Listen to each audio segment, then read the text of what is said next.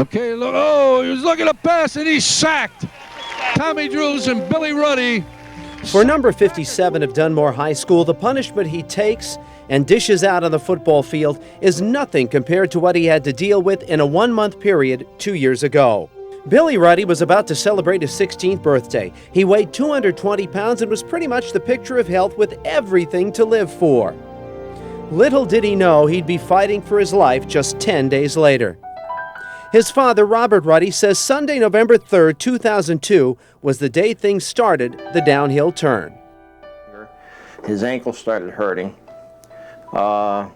He went to the game. He didn't play. He missed the last couple games, but he was on the sidelines. We thought he sprained his ankles. His ankle was killing him. So Sunday, we took him down to the hospital to get it x-rayed. They did some blood cultures and all that. They must have known something was going on more so than us, and found out he had an infection. Dr. Michael Ryan is a pediatric infectious disease specialist at Janet Weiss Children's Hospital. It didn't take us very long to realize that Bill was a very sick guy who had an overwhelming staph infection. And this was a staph infection that not just involved his ankle, but also involved his heart. It was like once in a lifetime, and never felt that before. And I knew something was wrong just by the way I felt at night and during the days and everything. According to a journal kept by his mother, Mary Lynn Ruddy, over the next 9 days, Bill suffered severe dehydration and hampered breathing.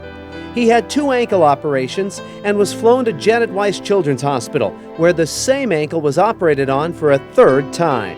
And they said they'd be back in 20 minutes, and they don't expect to find anything. 45 minutes later, they came back, and they said, this is the worst case scenario. We looked at them, and what do you mean? And they started to tell us that they found a massive vegetation on his heart valve, and that he needs to have open heart surgery. And I said to them, I said, well, what if he doesn't have that operation? And they said, he'll be dead. We thought he was going to die without saying that to anybody. We all had that same feeling. Tuesday, November 12th, the day before the operation, while Billy's family gathered together in his room, the community of Dunmore gathered to pray for their classmate, teammate, and friend. That night they had Mass for Billy, Christ the King Church, and it was all by his football friends and his homeroom and all the parents that were like blown away by this, how this could be happening to, you know, a kid that was healthy, you know, 2 weeks earlier. I didn't even know what was going on. My parents told me I had open heart surgery, and I looked down at the scar and I didn't even remember it. The open heart surgery was successful, but that was not the end of Bill's problems. That he had showered this bacteria from his heart to other vital organs, including his spleen, including his toe, and several other spots. And so, you know, we were very concerned that he was going to shower more organisms to more vital spots like his brain and things like that, and that could have been very, very fatal. Because his blood flow was restricted and in some cases stopped, Bill had a stroke. He then had to have his large left toe amputated. Then, 3 days after open heart surgery, he was back in the operating room, this time to remove an infected spleen. And it still wasn't the end. Around his lung and heart, I forget the sac they call it, but that was all full of fluid. And it was compromising. It was getting his blood pressure lower and lower and lower. His heart wasn't pumping because it was just compressing it, I guess. So they did a procedure again in the ICU, and they took 2 liters of fluid out from around his heart. Finally, on Thanksgiving, 25 days after he was admitted to the hospital, Billy turned the corner. And the signal? A meal of turkey and all the trimmings. 1 week later, December 5th, 2002, Billy Ruddy was going home, thanks to the care he received at Janet Weiss Children's Hospital. I'm so grateful for how dedicated they are and how hard they work and how much everybody cared, and like even back here, my friends and family, how many times my family prayed and how many cards I received, over hundreds of cards, and I thank them all. Billy went back to school in January of 2003, and being an honor student, academically he never missed a beat. Over the next year, he would regain his strength as well as the 60 pounds that he lost. That meant it was time to focus on the goal of which he never lost sight, getting back on the football field.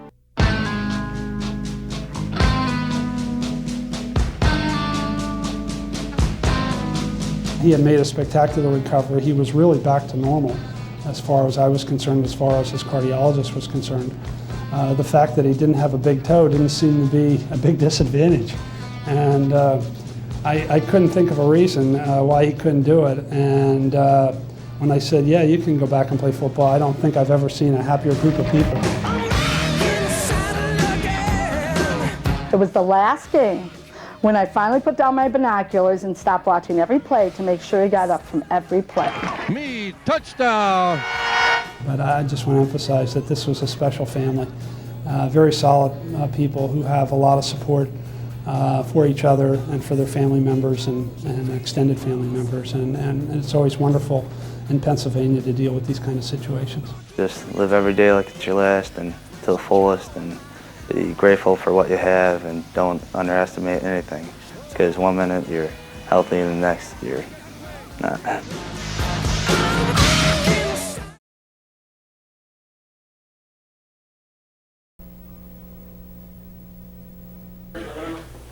Yeah. Really not. He was a good Coach Spicer, trainer, or was he a good football player? Like it was a lot colder back then. Okay. Well, it was 16 degrees down here. Wow. He was at the hospital having heart surgery. I thought it would cheer her up. Yeah. Oh, I stepped on that toe too in the hospital. It was cool. It was. Yeah. Who's that? Totally into high school football, but what he does when he goes out and shoots for us, he'll like file stuff. Where? He was there a number of years. Ruddy. You know, on that, so. Yeah, because I know that just from myself. He'll come over and sniff you. Oh, yeah, he's fine. He'll stop. A couple of Saturdays ago. I think the door was shut. My door was open. My He won't go in my room because he sleeps there.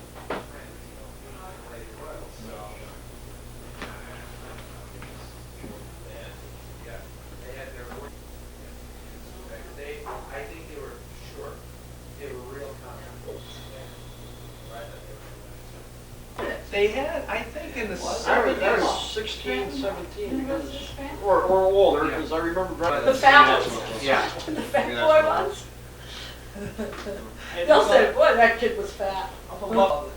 That's Druzy on it. Wow. They're the first ones that won a championship. Where does it say Bobby Ruddy on there for 250 yards or whatever?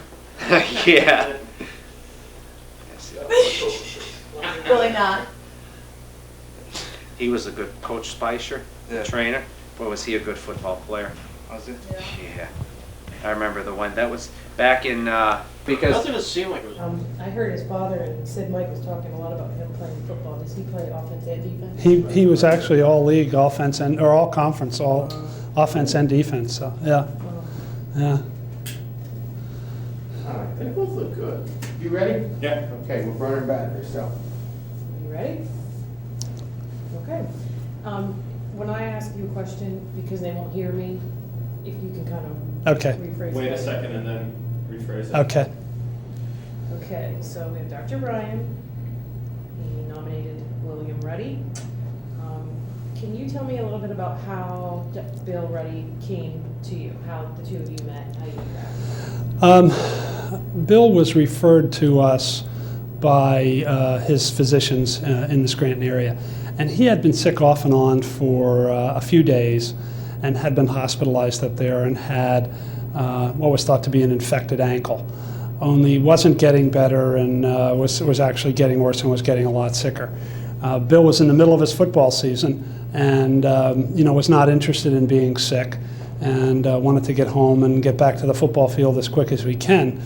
But it didn't take us very long to realize that Bill was a very sick guy who had an overwhelming staph infection. And this was a staph infection that not just involved his ankle, but also involved his heart. And he had what's known as endocarditis, or an infection in his heart. And he had the worst kind of endocarditis. He had staph endocarditis. There's a high mortality rate and there's a high complication rate from people who do survive staph endocarditis. And so these people are the sickest of the sick. And given that they are the sickest of the sick, and that he had not been feeling well for a few days, is what he had, is it easily kind of something that you might easily miss or not easily suspect right away, something that would allow him to get even sicker until we sort of figured what it was he had? Yeah, Bill, that is one of the problems with endocarditis, is that it has many manifestations and it's not always easily recognized that that's what's causing this.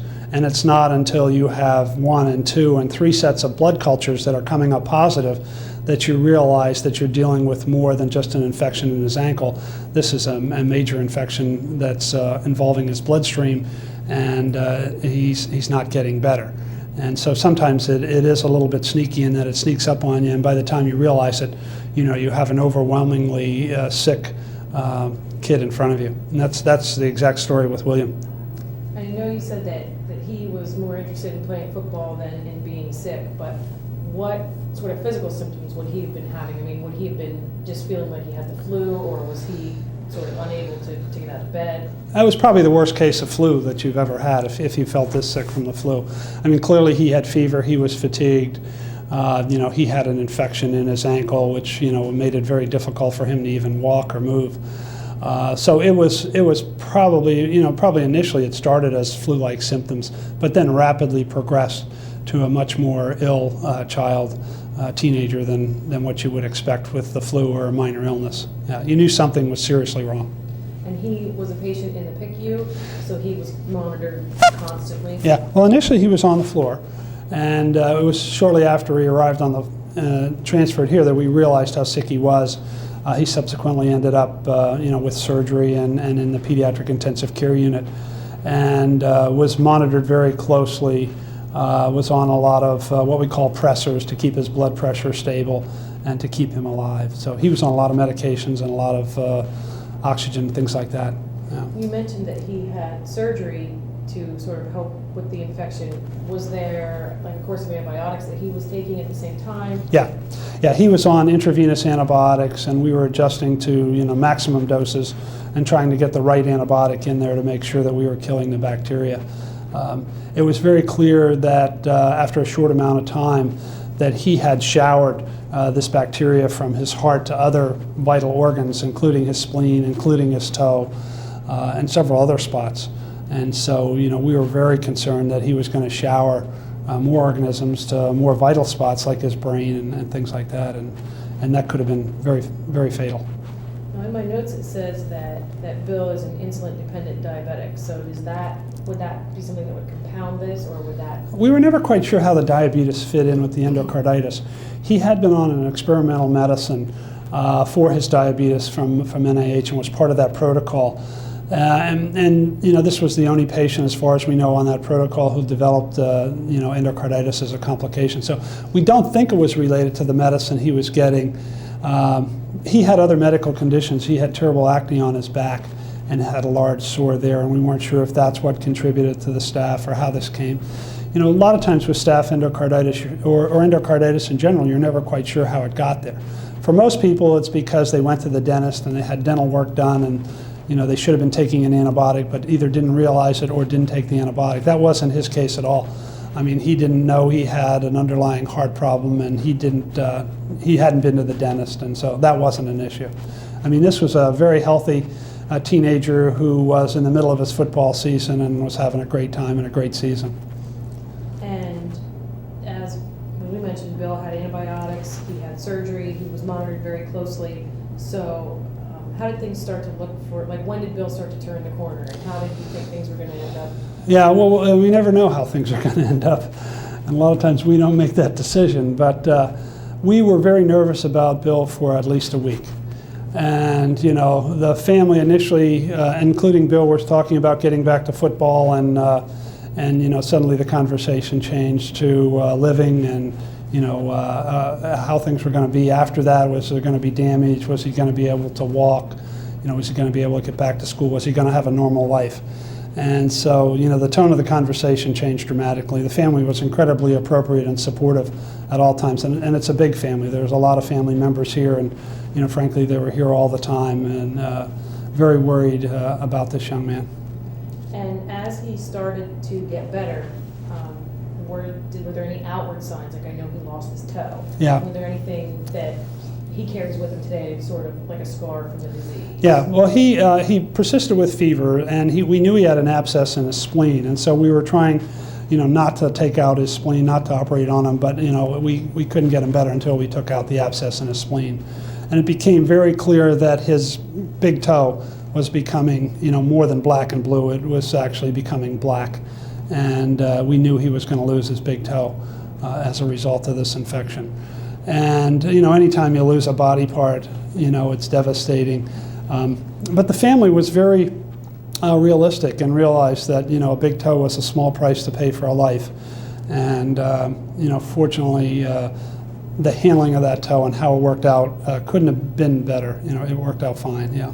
Great. Well, when I met Bill yesterday and I read his story previously, how sick he had been, it was surprising to me to see him walking around talking about playing football, possibly playing football in college. So have you treated him since he's... Yeah, I've followed Bill since he's been discharged from the hospital, as well as the cardiologist, and I would see him on a routine basis.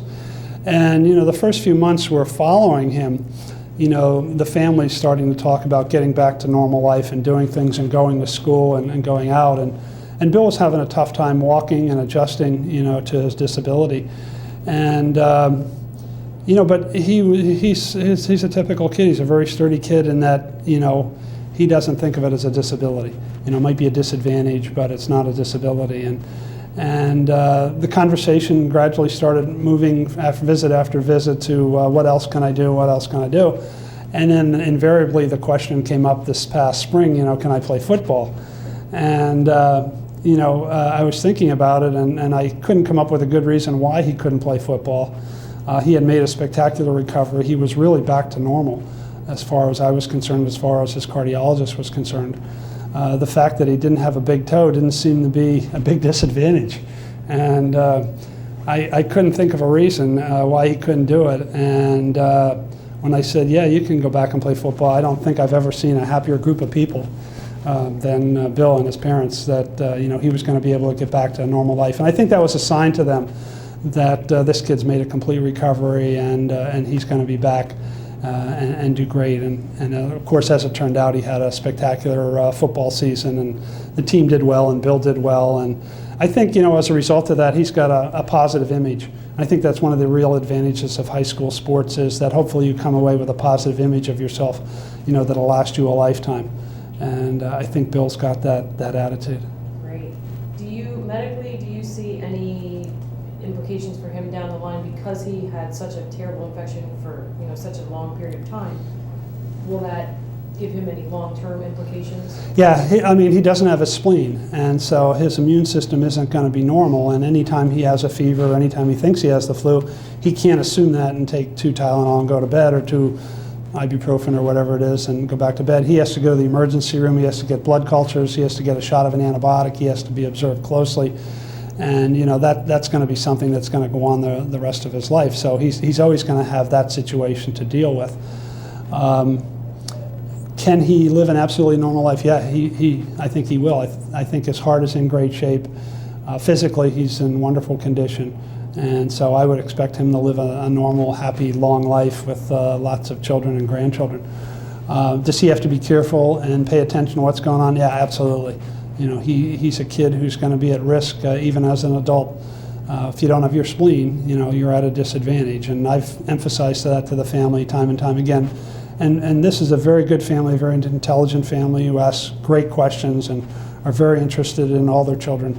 And I'm sure that they'll be very attentive to Bill over time. So. Great. It sounds like he's had quite a journey from playing football, normal, healthy kid, part of a big family, to his life kind of turned upside down on a dime, and they're not even been aware of it. So. Yeah, and you know, this is something that we see in pediatrics, and you know, where you take a child who's normal and playing football one day, and you know, he's in intensive care, and you're talking about living and dying the next day. And then, through miraculous intercession, he turns around and does well. And now you're talking about getting back to the real world and playing football and going to the prom and going to college and having a family and a career and things after that. So it's very heartwarming for a pediatrician, to be involved in the care of special children like this. Super. Is there anything else that I missed that I didn't ask about that I should have? Probably. I can't think of anything though. I think you hit the high spots. I think when you have a child like this who's living on the edge, it's a very nerve-wracking thing for the family, and it's very hard sometimes for the family to hold it together. But I just want to emphasize that this was a special family, very solid people who have a lot of support for each other and for their family members and extended family members, and it's always wonderful in Pennsylvania to deal with these kind of situations. There wasn't, is the staph infection that he had, is it contagious? Or was it contagious? Was it something that maybe his football team had to be checked for? Or, because we don't really know how he got it. Yeah, no, we don't know how he got the staph infection, and anything, would be conjecture. We are seeing a lot more skin and staph infections today than we've ever had. Physicians are telling me, time and time again, they're seeing a lot more boils on their patients in their office. But that just doesn't lead to this kind of a thing. That's just usually a superficial skin infection, and drainage and maybe some antibiotics is all you really need to take care of that. But clearly we are seeing more and more staph infections. Is it contagious from player to player? Perhaps. Does it result in endocarditis frequently? Almost never. Rare things do happen, but again, infrequently. So we wouldn't expect this to be a routine thing. We certainly wouldn't expect anybody to be out there scrubbing down the football field or, the shower or things like that. But Bill's case kind of went the way it should have for this. I mean, he started to feel sick. He went to his doctor, and his doctor wasn't quite sure what could be causing the problem. So he came. I mean, there wasn't something that he could have done to prevent it. It all went the normal progression. I don't know if there is a normal progression with this, Carrie. It's hard to say, but I would say there is no normal progression with endocarditis. It's a vicious disease, and very often there is a delay in diagnosis because it's not one of the things you see every day or even every year, and so this is not something that the family practitioner or the general pediatrician sees all the time, and it's very often not until you have positive blood cultures and a patient who's getting sicker despite being on adequate therapy do you realize there's something more going on here. It's something we look for frequently but don't often find, and when we do find it, it's often in a very, very sick child. And was there any sort of specialized equipment or any of those things that we had as a result of CMN Telethon dollars that we used to help treat William? Yeah, well, he was in our pediatric intensive care unit, and all you have to do is look in any one of those rooms to see that, there's a thank you on the monitor or on the IV pump or the oximeter or, a respirator or, just about anything that we have in that pediatric intensive care unit was bought through the Children's Miracle Network Telethon. And so the telethon really does help save these lives by having this state-of-the-art equipment, by having everything ready. Time and time again we hear that, we didn't expect to be here today. We were back in our home doing regular things yesterday and we're here today. And so we always have to be ready for these children. We have to have the best equipment and state-of-the-art equipment, as well as doctors and programs and nurses and things like that to care for these children when these situations arise. Right. Most families, as you mentioned, don't expect that they're going to end up there, but because there's always that possibility, we are here and we're able to treat those types of things, the unexpected, I guess. Yeah, and I would say, probably 99% of the population never needs us. They just, they see our telethon every year, they hear about us, and they know we're there. But, there's children and grandchildren out there having accidents, developing catastrophic illnesses. And, if you're not coming to us for those things, you're going to another major medical center that's at least an hour and a half away from you and your family. And so we're the closest, and in my opinion, we're the best. And so it helps for the people to support us, throughout the year with our fundraising events and our activities through Children's Miracle Network. Great. I don't have anything else, but I'm not sure if there's anything that you want to add. No, I think. Put it together. Yeah, no, I think William's story tells itself. I mean, I'm sure, you know, there's just going to be a soundbite from me saying, you know, this kid had a staph infection and was sick and almost died, and then it's going to flash to the Dunmore football season, you know, and Sid Michaels saying, you know, this kid was all conference, and yeah. So I'm sure that's going to tell the story. You know, that's the beauty of these things, is that you know, I can tell you how sick this kid was, but he'll tell you how great he's feeling today and how spectacular he is. Super. Do you think we have everything we need? Yeah. Okay. Want to do another take?